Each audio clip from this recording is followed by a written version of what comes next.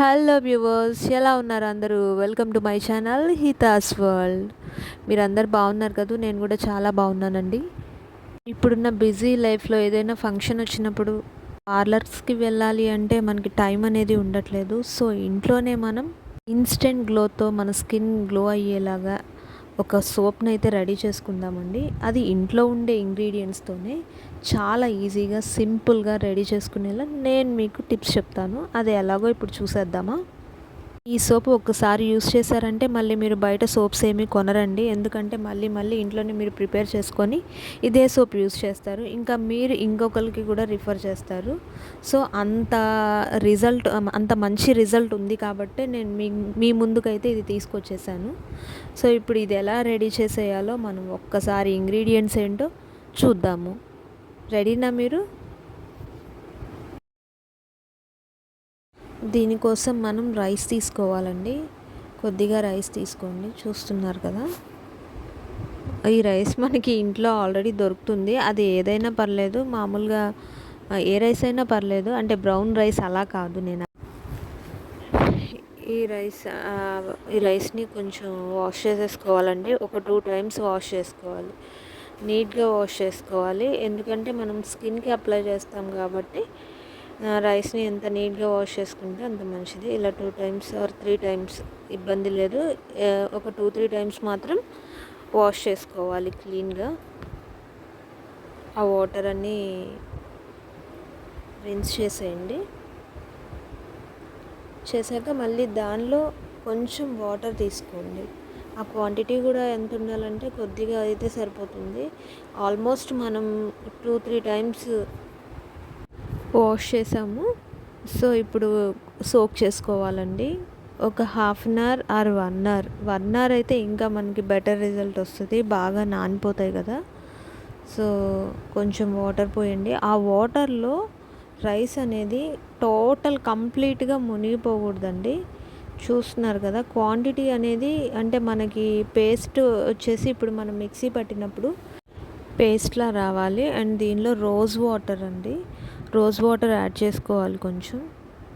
ఈ rose water వల్ల ఏమవుతుందంటే మన స్కిన్ మీద ఉన్న ట్యాన్ మొత్తం రిమూవ్ అవుతుంది.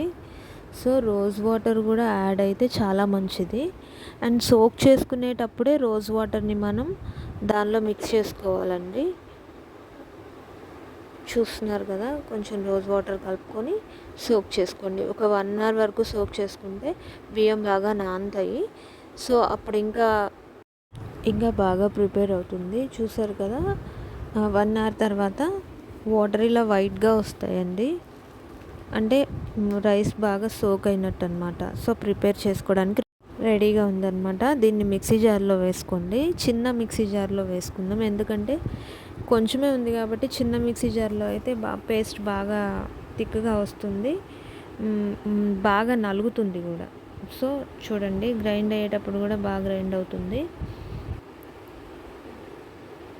అందుకే ఎక్కువసేపు సోక్ చేస్తే పేస్ట్ అనేది మెత్తగా వస్తుంది. చూద్దాము ఎలా అయిందో. చూసారు కదా, ఇలా పేస్ట్లా వచ్చేయాలండి. వాటర్ అస్సలు కలపొద్దు. ఉన్న వాటర్తోనే మనం దీన్ని గ్రైండ్ చేసుకోవాలి. చూసారు కదా, ఇంకొంచెం ఏమైనా గరుకుగా ఉంటే కనుక మళ్ళీ ఒకసారి మిక్సీ పట్టండి. దీన్ని ఇప్పుడు బౌల్లోకి తీసేసుకుందాము. బౌల్లోకి తీసుకొని చూడండి, పేస్ట్ అనేది మీకు అర్థమవుతుంది అన్నమాట. అంటే మనం దానిలో సోప్ బేస్లో యాడ్ చేసినప్పుడు ఎలా థిక్గానే ఉండాలి. దీనిలో మాయిశ్చరైజర్ కలపాలండి. కొంచెం మీరు యూజ్ చేసే ఏ మాయిశ్చరైజర్ అయినా పర్లేదు, కొద్దిగా కలుపుకోవాలి. నేను కూడా దీనిలో యాడ్ చేసుకుంటున్నాను కొంచెం. చూసారు కదా, కొంచెం అయితే సరిపోతుందండి. మాయిశ్చరైజర్ లేని వాళ్ళు కోకోనట్ ఆయిల్ కూడా 2-3 డ్రాప్స్ వేసుకోండి చాలు, అంతకంటే ఎక్కువ అవసరం లేదు. దీన్ని బాగా మిక్స్ చేసుకోవాలండి. చాలా వైట్గా కనిపిస్తుంది కదా, సోప్ ఎలా అవుతుందో చూద్దాము. చాలా చాలా వైట్గా భలే ఉంది కదా. ఇలా మిక్స్ చేసేసుకోండి బాగా. ఇప్పుడు సోప్ బేస్ తీసుకోవాలండి. సోప్ బేస్ అందరికీ డిమార్ట్స్లో కానీ ఆన్లైన్లో కూడా దొరుకుతుంది. సో సోప్ బేస్ తీసుకొని దాన్ని చిన్న చిన్న పీసెస్గా కట్ చేసుకుందాము. కట్ చేసేటప్పుడు మనం చిన్న పీసెస్గా కట్ చేసుకుంటే త్వరగా మెల్ట్ అవుతుంది అది మనం హీట్ చేసినప్పుడు. దీన్ని కూడా డబల్ బాయిల్ చేయాలండి. డైరెక్ట్గా తీసుకెళ్ళి బౌల్లో తీసుకెళ్ళి స్టవ్ మీద పెట్టకూడదు ఎప్పుడూ కూడా. చిన్న చిన్న పీసెస్గా కట్ చేసుకుందాము.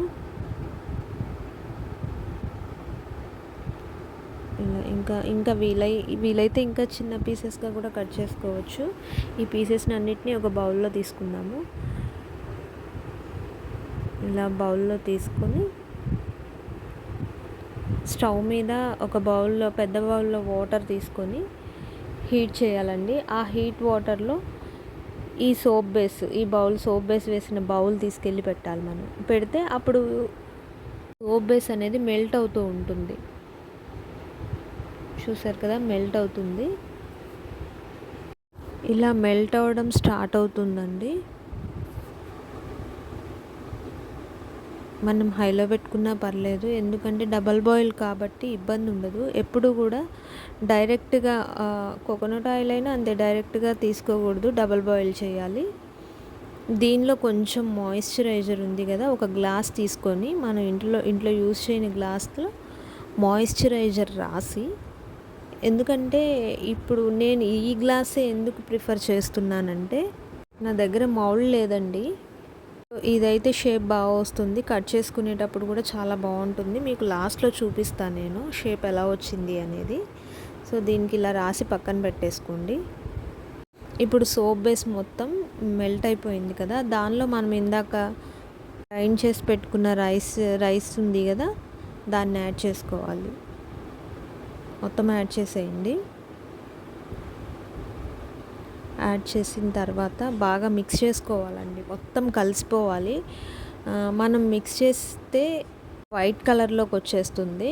చూడండి ఒకసారి, మొత్తం బాగా మిక్స్ చేయాలి. ఎందుకంటే ఎక్కడా కూడా సోప్ బేస్ విడిగా ఉండకూడదు, మనం గ్రైండ్ చేసిన ఈ ఇంగ్రీడియంట్ విడిగా ఉండకూడదు అన్నమాట.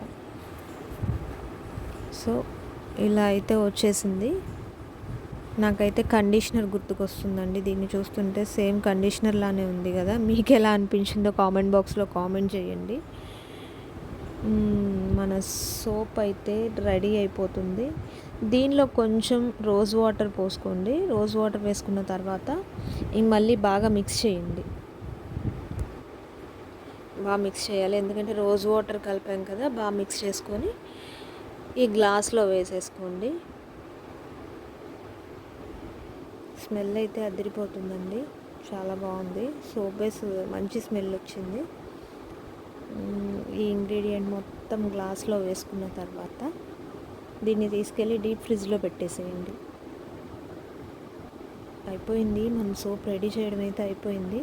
చూద్దాం ఎలా వస్తుందో, ఎలా వర్క్ చేస్తుందో. మీరు ట్రై చేసి యూస్ చేసి కామెంట్ బాక్స్లో నాకు తప్పకుండా కామెంట్ చేయాలి, ఎందుకంటే నేను ఇంకా మీకోసం చాలా చాలా వీడియోస్ చేయాలి కదా. దీన్ని అయితే తీసుకెళ్ళి డీప్ ఫ్రిడ్జ్లో పడేద్దాం. ఇప్పుడు డీప్ ఫ్రిడ్జ్లో పెట్టిన తర్వాత ఒక 1 అవర్కి మనం బయటికి తీసేయొచ్చండి.